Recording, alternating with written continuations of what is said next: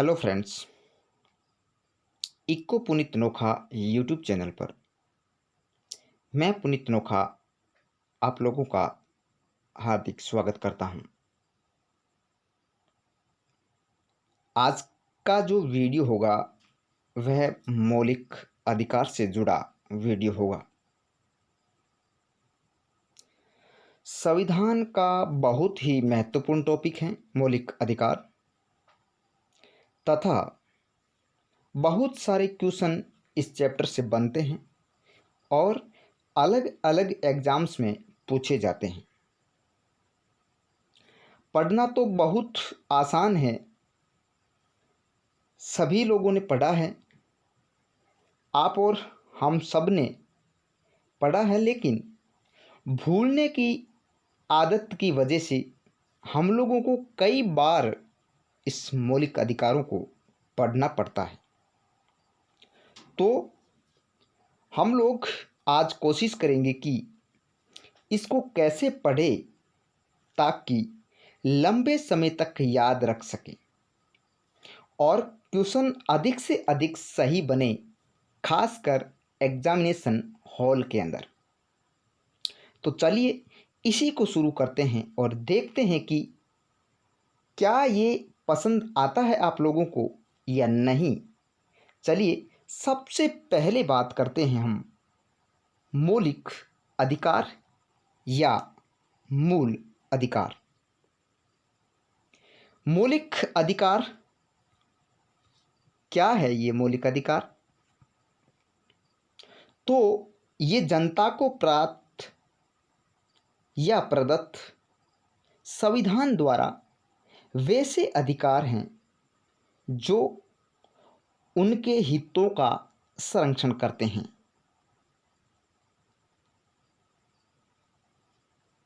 जो कि भारतीय संविधान के भाग 3 के अंदर इनको रखा गया है और अनुच्छेद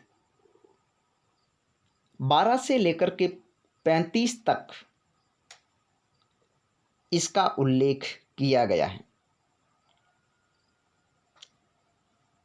मौलिक अधिकारों को मूल रूप से अमेरिका से लिया गया है और मौलिक अधिकारों को ही मैग्ना कार्टा कहा जाता है। मौलिक अधिकारों को ही मैग्ना कार्टा कहा जाता है। यहाँ पे एक क्वेश्चन ये बनता है कि मैग्ना कार्टा किसे कहा जाता है या भारतीय संविधान के किस भाग को मैग्ना कार्टा कहा जाता है।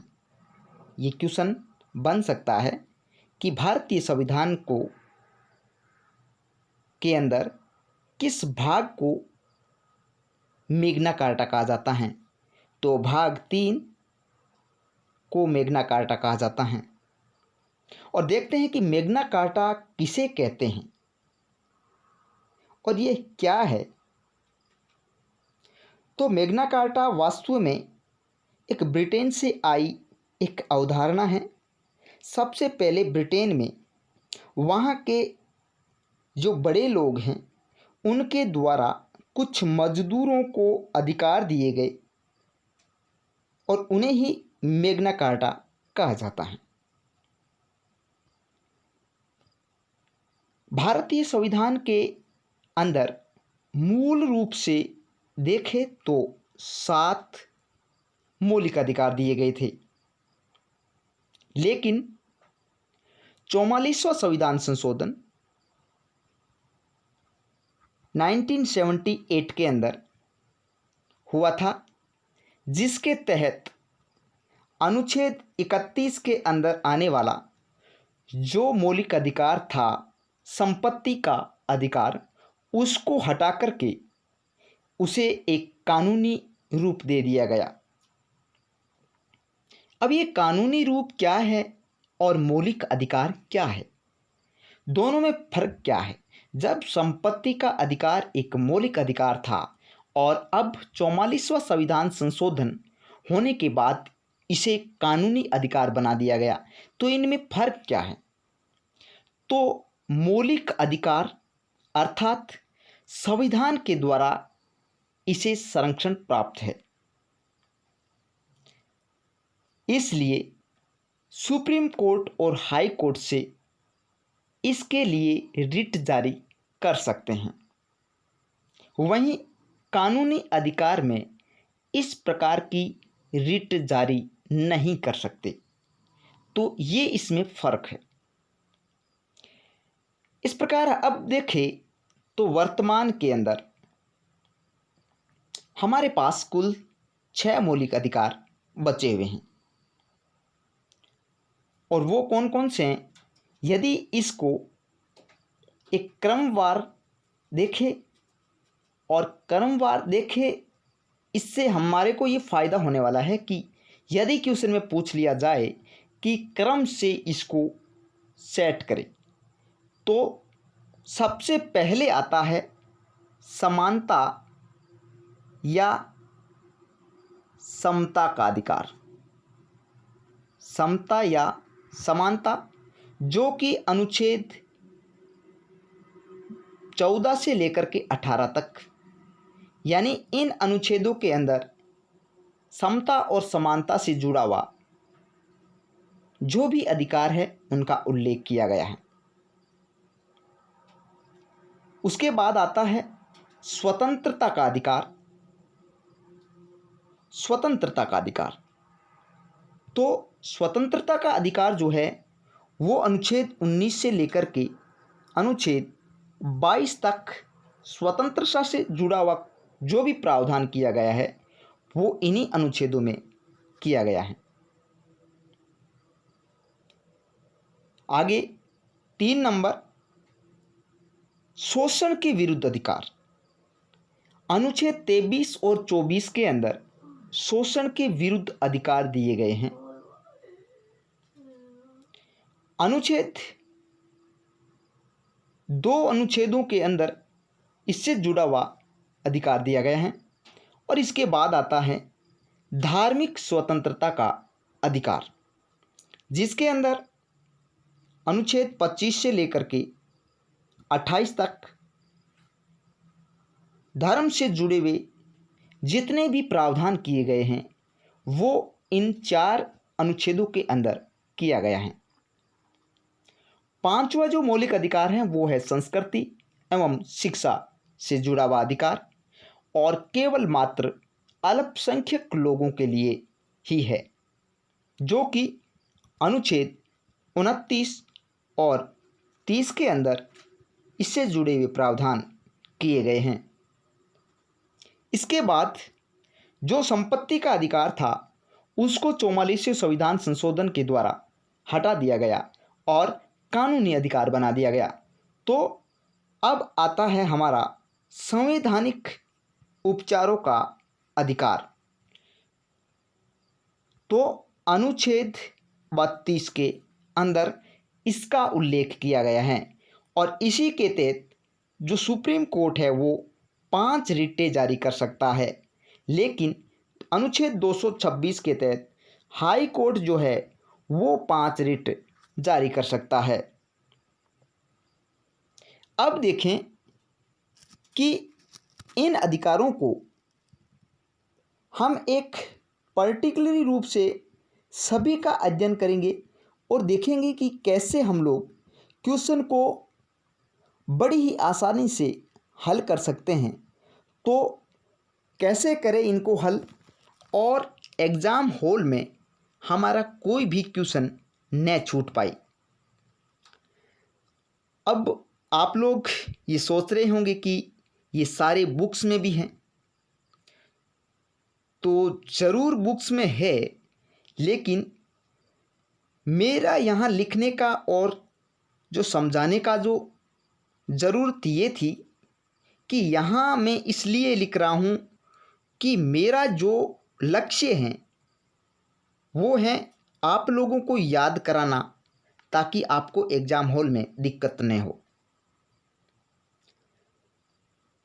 और याद करने के लिए मैं 2 टिप्स ले रहा हूँ कि एक कहानी का माध्यम हो सकता है या दूसरा इनके कीवर्ड्स का हो सकता है। कीवर्ड, कीवर्ड हो या कहानी, दो माध्यमों से मैं इनको याद करवाऊंगा और पक्का याद होगा, जिससे आपका एग्जामिनेशन हॉल में एक भी क्वेश्चन छूट नहीं पाए। चलिए शुरू करते हैं। सबसे पहले समता या समानता का अधिकार, जो कि अनुच्छेद 18 से लेकर के 14 से लेकर के 18 तक इसका उल्लेख किया गया है भारतीय संविधान के अंदर। अब शुरू करते हैं अनुच्छेद 14, 15, 16, 17 और 18। अब इसके अंदर हम लोगों को कीवर्ड्स के माध्यम से इनको समझना है और याद भी करना है। तो सबसे पहले अनुच्छेद 14 के अंदर हम लोग विधि शब्द को हमने अंडरलाइन कर लिया है। अनुच्छेद 15 के अंदर हमने धर्म, जाति, लिंग और जन्म स्थान को कर लिया है। और अनुच्छेद 16 के अंदर हमने लोक नियोजन को अंडरलाइन कर लिया है। और 17 के अंदर हमने अस्पृश्यता का और 18 के अंदर उपाधियों का। इन कीवर्ड्स के माध्यम से ही हम लोगों को याद रखना है। तो अनुच्छेद 14 कह रहा है कि विधि के समक्ष, यानी विधि शब्द को हम लोग अंडरलाइन के माध्यम से इसको याद रखना है कि विधि अर्थात अनुच्छेद 14 जो विधि के समक्ष समानता की बात करता है, चाहे वो धर्म, जाति, लिंग या किसी भी तरीके से वो या जन्म स्थान से जुड़ा हुआ हो, वो विधि के समक्ष समान होगा। अनुच्छेद 15 धर्म, जाति और लिंग और जन्म स्थान आदि के विभेद पर रोक करता है। तो इन चार बातों को याद रखना है, धर्म, जाति, लिंग और जन्म स्थान को।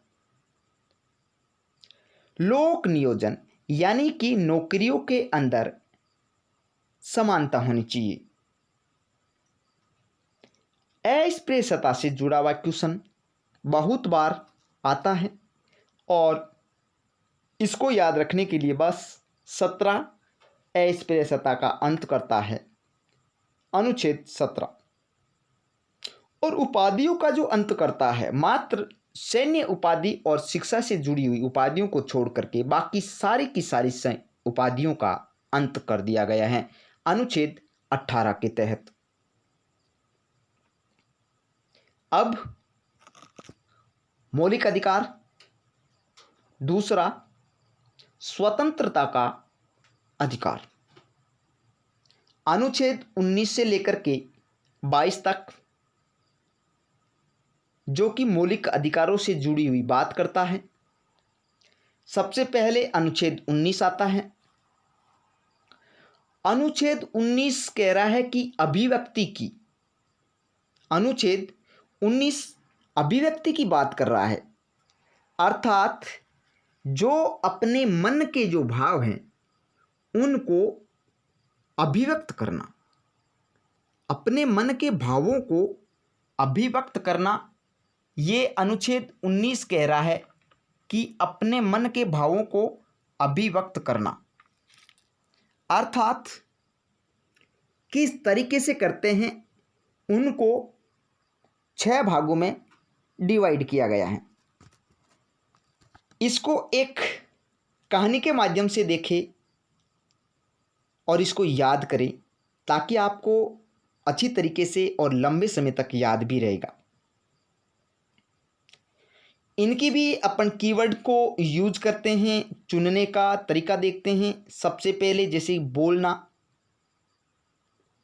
या दूसरा है शांतिपूर्ण रूप से एकत्रित होना, सभा या समूह बनाना, आवागमन या निवास, और आगे हैं रोजगार या आजीविका, कोई भी। इन कीवर्ड्स को हमने चुन लिया है। चलिए इसको याद कैसे करते हैं। आप एक कल्पना कीजिए कि एक स्टूडेंट्स जो कि सरकारों के कार्यों से खुश नहीं है, एक स्टूडेंट है सरकार के कार्यों से वो खुश नहीं है, तो वह क्या करता है, अब बोलना शुरू करता है किसी के सामने। अपने मन के जो भाव दबा रखे हैं वो अब बोल करके बता रहा है कि सरकार ये कर रही है या ये कर रही है। अब वो बोल करके कर रहा है, फिर भी सरकार नहीं मान रही, तो वह फिर अब क्या करेगा, बोलने के बाद अब कुछ लोगों को बुला करके शांतिपूर्ण रूप से एकत्रित होकर के धरना प्रदर्शन करने का प्रयास करेगा। पहले बोलने का प्रयास किया, फिर सरकार नहीं मानी, तो अब वह धरना प्रदर्शन करेगा शांतिपूर्ण तरीके से, बिगर शस्त्र के वह धरना प्रदर्शन करेगा। उसके बाद भी सरकार यदि नहीं मानती है तो अब वह अपना खुद का संगठन बनाएगा, सभा करेगा और समूह बनाएगा। अर्थात अब सरकार को सुनाने के लिए इसने इतना बड़ा कदम उठा लिया है, तो अब भी सरकार यदि उसकी नहीं सुनती है तो अब वह क्या करेगा, अब उसके पास में संगठन है, लोग है, तो वह अधिक से अधिक लोगों को जोड़ने के लिए अब वह भारत के अंदर बस शुरू हो जाता है घूमना फिरना, और घूम घूम करके फिर करके वो वहाँ लोगों को जागृत करता है, क्योंकि अब उसको कोई रोक नहीं सकता। उसके पास संगठन है, यानी कि समूह है, उसके पास लोगों की संख्या बहुत सारी है। अब यदि वह भारत में आवागमन करता है तो कहीं न कहीं उसको रुकना भी पड़ता है, अर्थात भारत में कहीं भी वह निवास कर सकता है, यानी कि अब निवास करने की स्वतंत्रता। और उसके बाद यदि कहीं वह निवास करेगा तो उसको कुछ पैसे की ज़रूरत होगी, और पैसे की ज़रूरत होगी तो उसके लिए रोज़गार की ज़रूरत होगी। खुद की आजीविका चलानी है तो रोज़गार की भी ज़रूरत होगी, तो वह वहाँ जितने टाइम रहेगा वहाँ कुछ न कुछ रोज़गार भी करेगा और साथ में लोगों को जागृत करेगा। अर्थात ये जो 6 बातें जो कही गई हैं अभिव्यक्ति की स्वतंत्रता के अंदर अनुच्छेद 19 के तहत, वो है सबसे पहले, दोबारा देखिए रिकॉल करते हैं, बोलने की स्वतंत्रता। उसके बाद नहीं मानती है तो शांतिपूर्ण तरीके से वो एकत्रित होने की स्वतंत्रता। उसके बाद भी नहीं मानती है तो सभा और समूह बनाने की स्वतंत्रता। उसके बाद भी नहीं मानती है तो वो घूमता है पूरे देश के अंदर, आवागमन की स्वतंत्रता, आता है जाता है। और उसके बाद भी नहीं मानती है तो वह वहाँ रह कर के लोगों को जागृत करेगा, निवास करके जागृत करेगा, और इसके लिए उसके पास पैसे होना ज़रूरी है, और पैसे के लिए उसके पास रोज़गार होना ज़रूरी है। तो छठी है रोज़गार की स्वतंत्रता। आई होप आपको याद हो गया होगा। अब आगे चलते हैं अनुच्छेद, और यहाँ पे एक बात और याद रखना, आज से पहले या कुछ 2019 से पहले की बात करते हैं, जब इसके अंदर देखें तो कुछ अपवाद था, अपवाद, अब वो अपवाद समाप्त हो गया, इसलिए मैं यहाँ नहीं उसकी चर्चा कर रहा हूँ, क्योंकि जम्मू कश्मीर के अंदर निवास करने की स्वतंत्रता नहीं थी, तो अब वो अपवाद समाप्त हो गया है। चलिए आगे, अनुच्छेद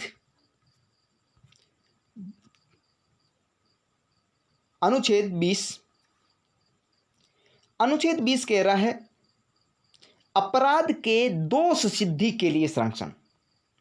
जो अपराधी अपराध कर रहा है या नहीं कर रहा है, उसके बावजूद भी उसको दोष सिद्ध करने का अधिकार है।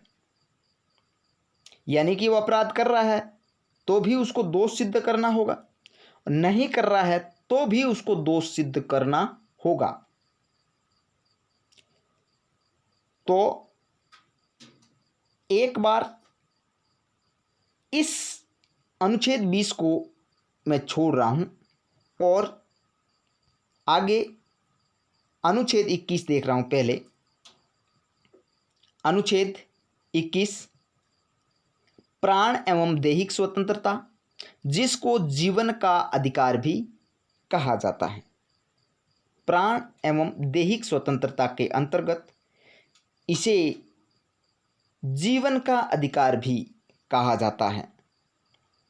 और ये जो प्राण और दैहिक स्वतंत्रता जो है, इसको देखें तो सुप्रीम कोर्ट और हाई कोर्ट ने सबसे अधिक, यदि क्वेश्चन इस प्रकार का पुटअप होता है कि कौन से अनुच्छेद के अंतर्गत सुप्रीम कोर्ट और हाई कोर्ट ने सर्वाधिक विस्तार किया था, यानी कि किस अनुच्छेद का विस्तार सुप्रीम कोर्ट और हाई कोर्ट ने अधिक किया है, तो वह है अनुच्छेद 21।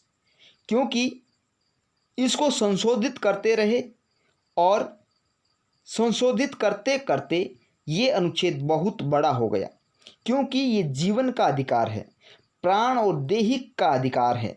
क्योंकि जब भी बात आती है, जल की बात आ गई, यानी कि जल छान के पीना है, जल पीना सभी का अधिकार है, कोई भी रोक नहीं सकता। या हम चिकित्सा से जुड़ा हुआ बात करते हैं तो चिकित्सा सभी के लिए समान है, चाहे वो किसी भी धर्म, जाति और लिंग से जुड़ा हुआ व्यक्ति हो, उस सभी के लिए चिकित्सा एक जीवन का अधिकार है, प्राण और दैहिक स्वतंत्रता का अधिकार है। या विदेश घूमना है तो कोई भी घूम सकता है विदेश, या कुछ पहनना है तो भी वह भी प्राण और दैहिक स्वतंत्रता से या जीवन से जुड़ा हुआ अधिकार है। अर्थात जब भी इस प्रकार के मुद्दे आए तो सरकार ने उस पर संशोधन करके इसको और विस्तार रूप दिया था। और एक 2002 के अंदर 86वां संविधान संशोधन हुआ, जिसके तहत अनुच्छेद 21A जोड़ करके 6 से लेकर के 14 वर्ष के बच्चों को अनिवार्य और निःशुल्क शिक्षा का अधिकार भी दे दिया गया। तो ये था अनुच्छेद 21। अब बात करते हैं अनुच्छेद 20 और 22। मैंने इसको इसलिए छोड़ा था क्योंकि मैं इन दोनों अनुच्छेदों को एक साथ पढ़ाने का प्रयास करूंगा। सबसे पहले हम बात करते हैं, एक व्यक्ति है और ये व्यक्ति कब दोषी होगा, और दोषी होगा तभी गिरफ्तार होगा। इस बात को अच्छी तरीके से समझना कि जब व्यक्ति दोषी होगा तभी जब वह अपराध करेगा, और अपराध करेगा तभी वह गिरफ्तार होगा। तो व्यक्ति जब अपराध करेगा उसके लिए उसे सिद्ध भी करना होगा। तो सबसे पहले अनुच्छेद 20 इसीलिए आता है कि उसने अपराध किया है, और अपराध किया है तो अनुच्छेद 22 के तहत उसको गिरफ्तार किया है। पहले अपराध करना अनुच्छेद 20 और 22 के अंदर उसे गिरफ्तार करना। अनुच्छेद 20 के अंदर दोष सिद्ध करने के लिए कुछ संरक्षण दिए गए हैं उसको, कि दोष सिद्ध के बाद या दोष सिद्ध के समय उसके विरुद्ध, यानी कि खुद के विरुद्ध, अपराधी के विरुद्ध गवाही देने के लिए बाध्य नहीं किया जा सकता है खुद को। यानी कि अपराधी खुद को खुद के विरुद्ध गवाही देने के लिए बाध्य नहीं किया जा सकता। अर्थात एक्ट संरक्षण। दूसरा, उसे उसी समय के कानून में सजा देना, यानी कि जब किसी व्यक्ति ने 2015 के अंदर कोई अपराध किया और 2020 तक उस अपराधी को सजा नहीं सुनाई गई, अब जब 2020 के अंदर उसे सजा सुनाई जा रही है, अपराध 15 के अंदर किया, 2020 तक उसको सज़ा नहीं सुनाई गई और 2020 के अंदर उसे सज़ा सुनाई जा रही है, तो अब जो उसे सज़ा सुनाई जाएगी वो कानून 2015 के अनुसार, यानी 2015 में क्या सज़ा का प्रावधान था उसी प्रावधान के अनुसार उसे सज़ा सुनाई जाएगी, न कि 2020 के अनुसार। आगे, एक अपराध के लिए एक ही बार सज़ा देना, यानी कि कोई व्यक्ति जिसने अपराध किया है उसको एक बार सज़ा दे देते हैं और वह जब छूट के आ जाता है तो दोबारा कोई ऐसा अपराध हो जाता है तो उसको सज़ा नहीं दे सकते, क्योंकि एक बार के लिए एक बार ही सज़ा होगी। आगे, अनुच्छेद 20, जब व्यक्ति ने अपराध कर दिया है, अपराध सिद्ध हो गया है, तो अब वह उसको गिरफ्तार करेगा तो अब उस व्यक्ति को कुछ संरक्षण प्राप्त है, अधिकार है। ये मौलिक अधिकार क्या है? सबसे पहले वह व्यक्ति जो अपराधी है, जिसको गिरफ्तार किया गया है, उसको कारण जानने का अधिकार है, यानी कि वह पूछ सकता है कि मुझे किस जुर्म के तहत गिरफ्तार किया गया है, तो उसे कारण जानने का अधिकार है, यानी गिरफ्तारी का कारण जानने का अधिकार। आगे, कानूनी सलाह लेने का अधिकार, अर्थात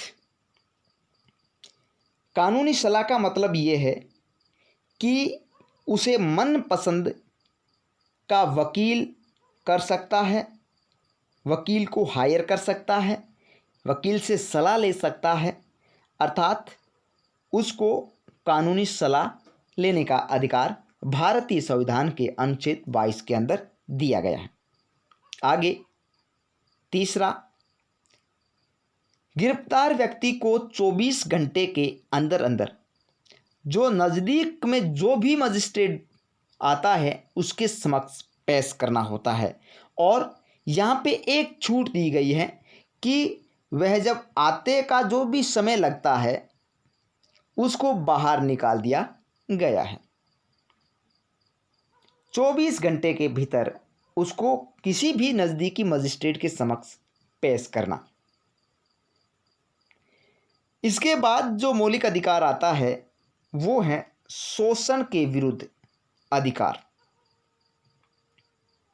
शोषण के विरुद्ध अधिकार अनुच्छेद 23, 24, अनुच्छेद 23 और 24 के अंतर्गत शोषण से जुड़े हुए जितने भी अधिकार हैं वो इन दो अनुच्छेदों में दिया गया है। सबसे पहले, और शोषण बड़ों का भी हो सकता है और छोटों का भी हो सकता है, बड़ा या छोटा। यहाँ इस बात को याद रखना है कि मानव व्यापार, बलात् श्रम या बंधुआ मजदूरी, अर्थात व्यापार छोटे का भी हो सकता है लेकिन अधिकतर बड़े लोगों का होता है, जो 14 वर्ष से बड़े हैं उनका होता है। किसी न किसी व्यवसाय को चलाने के लिए, कार्य करवाने के लिए, उसको एक मजदूर के रूप में रखने के लिए बड़ों का अधिक व्यापार होता है। तो बड़ों के लिए आता है तब तो है अनुच्छेद 23 जो मानव व्यापार से जुड़ा हुआ है या बलात् श्रम से जुड़ा हुआ है, जिसको हम बंधुआ मजदूरी भी कह सकते हैं, इससे जुड़ा हुआ अनुच्छेद 23 जो 14 से ऊपर के व्यक्ति और 14 से नीचे जो भी व्यक्ति है, 24 और 14, 10 का फैसला, इसको अच्छी तरीके से याद रख सकते हैं। 24 और 14 मैं इसको इसलिए अंडरलाइन कर रहा हूँ क्योंकि ये कन्फ्यूज़न करता है एग्जामिनेशन हॉल में, ये कन्फ्यूज़न करता है दोनों अनुच्छेद। इस बात को याद रखना है कि अनुच्छेद 24 जो छोटे बच्चों की बात कर रहा है, जो बड़ों की बात कर रहा है वो है अनुच्छेद 23। अनुच्छेद 24 छोटे बच्चों की बात कर रहा है, जो 14 वर्ष से कम उम्र, यानी कि 14 साल से जो भी छोटे बच्चे हैं उनको कारखानों में काम नहीं करवाना, कारखानों में काम नहीं करवा सकते। तो बड़ों के लिए अनुच्छेद 23, छोटों के लिए अनुच्छेद 24। डिफरेंट पता करके आप लोग एग्जामिनेशन हॉल में आराम से इस क्वेश्चन को सही कर सकते हैं। मात्र 24 याद रखना है छोटे बच्चों के लिए। व्यापार, जो मानव व्यापार हो रहा है, बलात् श्रम हो रहा है या बंधुआ मजदूरी की बात करता है तो अनुच्छेद 23। इसके बाद जो मौलिक अधिकार आ रहा है वो है, मैंने यहाँ कुछ गलत प्रिंट मिस्टेक हो गई है, या धार्मिक जो अधिकार हैं, धार्मिक अधिकार हैं, यहाँ प्रिंट मिस्टेक हैं। तो धार्मिक अधिकार के तहत क्या है, अनुच्छेद 25, 26, 27 और 28। यहाँ एक महत्वपूर्ण क्वेश्चन इस प्रकार का बन सकता है कि कौन से मौलिक अधिकार के तहत कितने अनुच्छेद आते हैं। तो अनुच्छेद धार्मिक मौलिक अधिकार से बात करते हैं तो कुल 4 अनुच्छेद आ रहे हैं। 4 अनुच्छेदों के अंतर्गत धर्म से जुड़े हुए जितने भी प्रावधान किए गए हैं उनका उल्लेख किया गया है। सबसे पहले बात करते हैं धर्म से जुड़े हुए, जो कि धर्म का, चाहे वो किसी भी धर्म से जुड़ा हुआ हो, सरकार के लिए कोई भी धर्म नहीं है, सरकार किसी भी धर्म में हस्तक्षेप नहीं कर सकता, क्योंकि ये कार्य संविधान के अंदर एक निजी माना है और सरकार उसका संरक्षण भी करेगा। तो सबसे पहले बात करते हैं अनुच्छेद 25। अनुच्छेद 25 कह रहा है कि किसी भी धर्म को मान सकता है और उस धर्म की उपासना कर सकता है और उस धर्म का प्रचार कर सकता है। यानी कि जैसे कि सिख लोग जो है वो लोग पाग बांधते हैं और ये पाग जो है वो इसी का कारण है मानना। पाग के माध्यम से वो लोग इसको मानते हैं, उपासना करते हैं या प्रचार प्रसार करते हैं। आगे अनुच्छेद 26 धार्मिक प्रबंध। धार्मिक प्रबंध यानी कि धर्म से जुड़े हुए जितने भी क्रियाकलाप जो है उनका मैनेजमेंट करना, वो किस प्रकार कर सकते हैं, उसका प्रावधान अनुच्छेद 26 के अंतर्गत दिया गया है। अनुच्छेद 27, अनुच्छेद 27 कह रहा है कि धार्मिक संपोषित करना या धर्म को संपोषित करना। संपोषित यहाँ मुद्रा से जुड़ा हुआ बात करता है। मुद्रा अर्थात धर्म के लिए आपके पास जो भी दान आएगा, जो भी पैसा आएगा, जो भी चंदा आएगा, वो मात्र और मात्र धार्मिक प्रबंध के लिए ही कर सकते हैं उसका, और उस पर आपका सरकारी टैक्स नहीं लगेगा, यानी कि टैक्स नहीं लिया जाएगा। आप अपने धर्म को आगे बढ़ा सकते हैं, उसका विकास विस्तार कर सकते हैं। तो अनुच्छेद 27 कह रहे हैं कि धार्मिक संपोषित करना।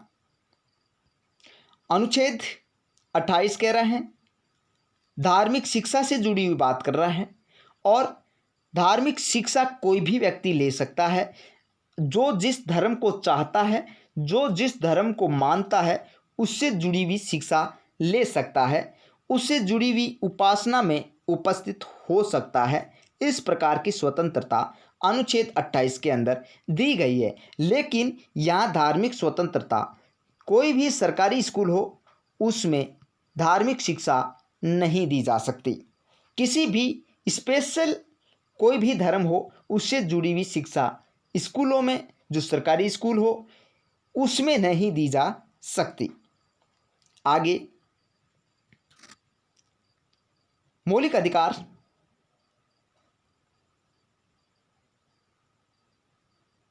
यहाँ भी कुछ मिस्टेक हो रहा है, यानी कि संस्कृति एवं शिक्षा संबंधी अधिकार और केवल अल्पसंख्यकों को है, जो कि अनुच्छेद 29 और 30 के अंतर्गत इसके प्रावधान किए गए हैं। अनुच्छेद 29 के अंदर इसके हितों का संरक्षण कर रहा है, और हित कब होगा, जब इसके शिक्षा से जुड़ी हुई और शिक्षा से जुड़े हुए जितने भी प्रावधान हैं उनका संरक्षण होगा। यानी कि इसका अर्थ ये है कि उनके हित तभी संरक्षित होंगे जब उनकी शिक्षा शैक्षिक जो संस्थाएं हैं उनका संरक्षण करना पड़ेगा, उनकी संस्कृति का संरक्षण करना पड़ेगा, यानी कि बचाए रखना पड़ेगा, तो उनके हितों का संरक्षण होगा। अर्थात अनुच्छेद 29 अल्पसंख्यकों के हितों का संरक्षण, अनुच्छेद 30 अल्पसंख्यकों की शिक्षा संबंधी प्रावधानों का संरक्षण, यानी कि शिक्षा संस्था खोल सकते हैं और उसमें शिक्षा दे सकते हैं, अपनी संस्कृति से जुड़ी हुई शिक्षा दे सकते हैं।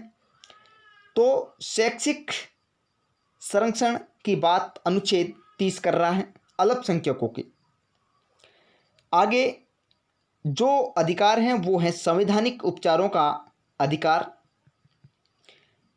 संवैधानिक उपचारों का अधिकार अनुच्छेद 32 के तहत किया गया है, लेकिन मैंने यहाँ नोट लगा करके इस बात को लिखा है कि डॉक्टर BR अम्बेडकर ने अनुच्छेद 32 को भारतीय संविधान की आत्मा कहा है।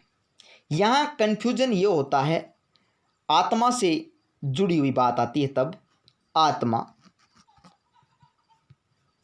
यहाँ भारतीय संविधान की आत्मा एक प्रस्तावना को कहा जा सकता है और एक अनुच्छेद 32। देखो, जब 32 की बात आती है तो किसी न किसी व्यक्ति का नाम आएगा और वो व्यक्ति है BR अम्बेडकर। यानी कि BR अम्बेडकर ने भारतीय संविधान की आत्मा किसे कहा है, तो अनुच्छेद 32 को कहा है। और यदि क्वेश्चन BR अम्बेडकर के अलावा आता है कि भारतीय संविधान की आत्मा किसे कहा गया है, तो प्रस्तावना को कहा गया है। यानी कि अनुच्छेद 32 BR अम्बेडकर ने आत्मा कहा है भारतीय संविधान की, और भारतीय संविधान की आत्मा प्रस्तावना को कहा जाता है। आगे, और इसी के तहत, इसी अधिकार के तहत सुप्रीम कोर्ट अनुच्छेद 32 और हाई कोर्ट अनुच्छेद 226 के तहत 5 रिटें जारी करता है, जो कि लोगों के मौलिक अधिकारों का संरक्षण हो सके, लोगों के अधिकारों का संरक्षण हो सके। इस प्रकार 5 प्रकार की रिटें जारी कर सकते हैं, ये सुप्रीम कोर्ट और हाई कोर्ट को अधिकार दिया गया है। सबसे पहली रिट बंदी प्रत्यक्षीकरण, दूसरी परमादेश, तीसरी प्रतिषेध, और चौथी उत्प्रेषण, और पांचवी अधिकार प्रेक्षालेख।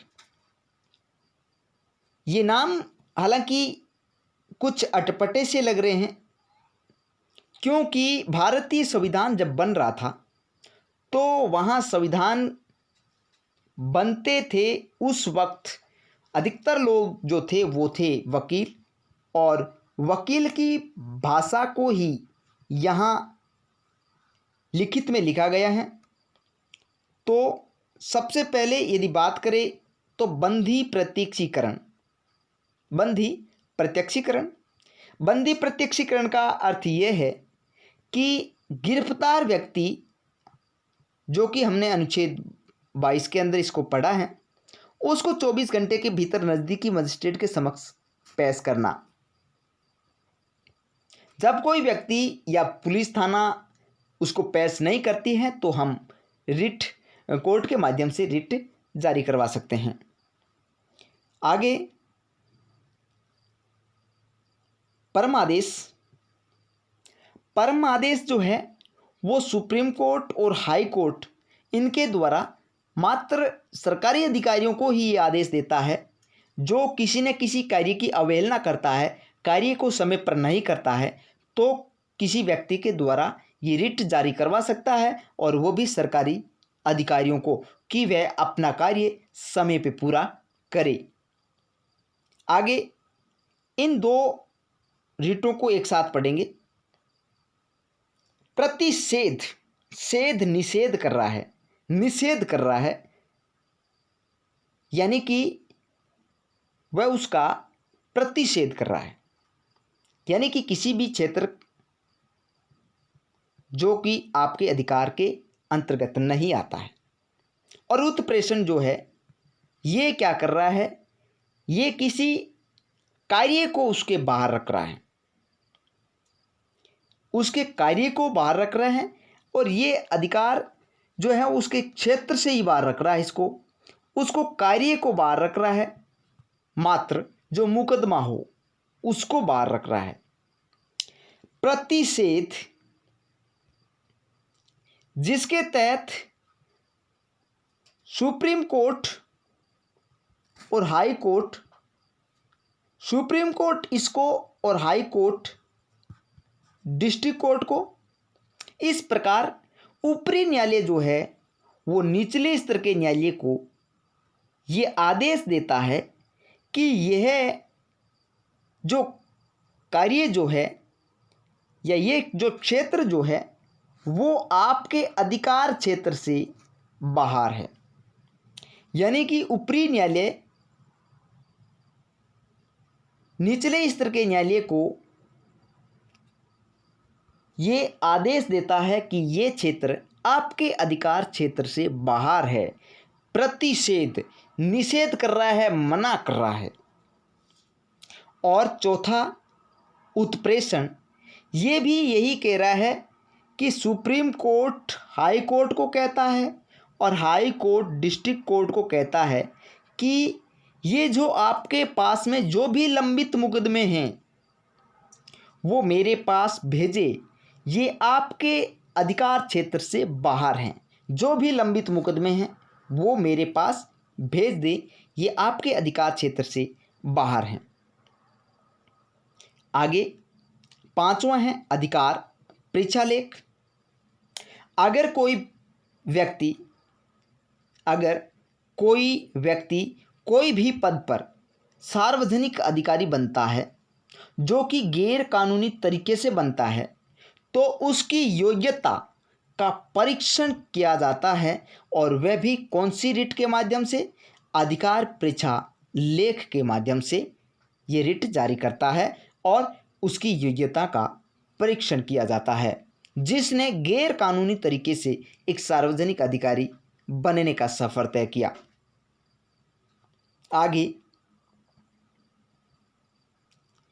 इसके बाद ये जो मैंने अब तक जो भी अनुच्छेद पढ़ाए हैं या समझाए हैं वो एक प्रकार से देखे तो आपके मौलिक अधिकारों से जुड़ा हुआ था, लेकिन अब जो होगा वो ये होगा कि ये जो मौलिक अधिकार जो है उनसे जुड़ा हुआ जितना भी कार्य जो है, उनसे जुड़ा हुआ जितना भी कार्य है उनका कानून कौन बना सकता है, और कानून बनाने के लिए उसको क्या क्या करना पड़ता है, कौन से मौलिक अधिकारों को बंद करना पड़ता है। तो इसी की बात करते हैं कि ये जो आगे के जो 3 अनुच्छेद हैं उस पर केवल मात्र संसद ही कानून बना सकती है। और इससे जुड़े हुए क्वेश्चन काफ़ी बार देखें तो यूपीएससी या पीसीएससी या आरपीएससी लेवल के जो भी एग्ज़ाम्स होते हैं उनमें इससे जुड़ा हुआ प्रश्न पूछ लिया जाता है। तो देखें कि अनुच्छेद 33, 34 और 35 ये 3 अनुच्छेद हैं, और ये अनुच्छेद इन मौलिक अधिकारों को, जो भी ऊपर जो मौलिक अधिकार हैं उनका संरक्षण करते हैं, उनको कम या ज़्यादा कर सकते हैं। तो किस प्रकार होगा? सबसे पहले देखें अनुच्छेद 33। तो ये क्या कह रहा है? ये कह रहा है कि संसद जो है वो सेना को या सशस्त्र बल को या खुफिया जो विभाग है, खुफिया एजेंसी है, उनके कुछ लोगों या उनमें जो काम करने वाले जो लोग हैं, उनके जो भी मौलिक अधिकार हैं उनको कुछ हद तक नियंत्रण में रख सकती हैं। इससे जुड़ा हुआ जो भी कानून बनाती है वो संसद बनाती है। दोबारे, यानी कि संसद जो है अनुच्छेद 33 के तहत सेना, सशस्त्र बल, खुफिया विभाग, इनके अंदर जो काम करने वाले लोग हैं उनके मौलिक अधिकारों को कुछ हद तक नियंत्रण में रख सकती है। तो इससे जुड़ा हुआ कानून संसद ही बना सकती हैं। इससे जुड़ा हुआ कानून संसद ही बना सकती है। अनुच्छेद 34 ये कह रहा है कि संसद जो है वो मार्शल लॉ अर्थात सैन्य कानून जिस क्षेत्र में लगा हुआ है उस क्षेत्र के लोगों के कुछ मौलिक अधिकार, सभी नहीं, कुछ मौलिक अधिकार उस पर रोक लगा सकती हैं और रोक के लिए जो बनाया गया कानून जो है वो संसद ही बना सकती है। तो वह संसद ही बना सकती है। सैन्य विभागों की बात करें, सेना की बात करें, सेना के अंदर जो सेना है उनके अधिकारों को कम करना अनुच्छेद 33 संसद का काम। उस क्षेत्र में, जिस क्षेत्र में सैन्य कानून लागू है, वहाँ के लोगों के अधिकारों को कम करना अनुच्छेद 34 संसद का काम। और अनुच्छेद 35 कह रहा है कि मौलिक अधिकारों से जुड़ा कानून संसद द्वारा बनाया जाता है। तो अनुच्छेद 35 कुछ मैंने याद रखने के लिए कुछ और लिए हैं जो मौलिक अधिकारों से ही जुड़ा हुआ है। सबसे पहले देखें अनुच्छेद 352 यानी कि राष्ट्रीय आपात के समय अनुच्छेद 20 और 21 इनको छोड़कर बाकी सभी को निरस्त कर सकती है संसद। इन दो अनुच्छेदों को छोड़ करके बाकी सभी अनुच्छेदों को निरस्त कर सकती हैं संसद।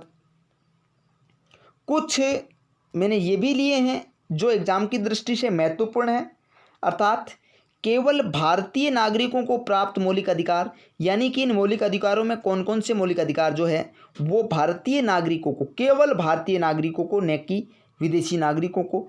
तो वह है अनुच्छेद 15, अनुच्छेद 16, 15, 16 केवल भारतीय नागरिकों को, अनुच्छेद 29, 30, 15, 16, 29, 30 और 1, 19, ये जो 5 जो अनुच्छेद जो है वो केवल और केवल मौलिक अधिकार से जुड़ा हुआ भारतीय नागरिकों को प्राप्त है। अनुच्छेद 15, अनुच्छेद 16, 29, 30 और 19, 5 अनुच्छेद जो है केवल और केवल भारतीय नागरिकों को प्राप्त हैं। इसके बाद भारतीय नागरिक और विदेशी नागरिक दोनों को प्राप्त मौलिक अधिकार कौन से हैं, इससे जुड़े हुए कौन से अनुच्छेद आते हैं?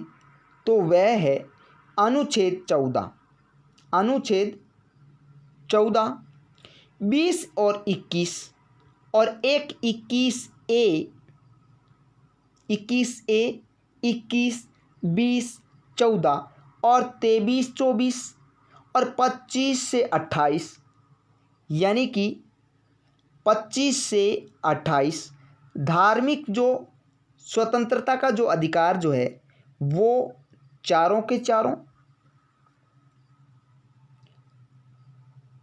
जो शोषण के विरुद्ध अधिकार हैं दोनों अनुच्छेद 14 नंबर और 20 नंबर और 21 ये सारे के सारे जो मौलिक अधिकार से जुड़े हुए अनुच्छेद जो है वो भारतीय नागरिक और विदेशी नागरिक दोनों को प्राप्त हैं। तो आज जो हमने पढ़ा है वो मौलिक अधिकारों से जुड़ा हुआ जितने भी महत्वपूर्ण फैक्ट थे, जो एग्ज़ाम की दृष्टि से महत्वपूर्ण था या जो फैक्ट समझ में नहीं आ रहा था, उसको मैंने अच्छा समझाने का प्रयास किया है। और मैं आशा करता हूँ कि आपको भी समझ में आया है। और यदि मेरा वीडियो आप लोगों को समझ में आया है और याद हुआ है और मेरा वीडियो आपको पसंद आया है, तो मेरे इस वीडियो को और मेरे इस YouTube चैनल को ज़्यादा से ज़्यादा शेयर और मेरे इस YouTube चैनल को सब्सक्राइब करवाएं और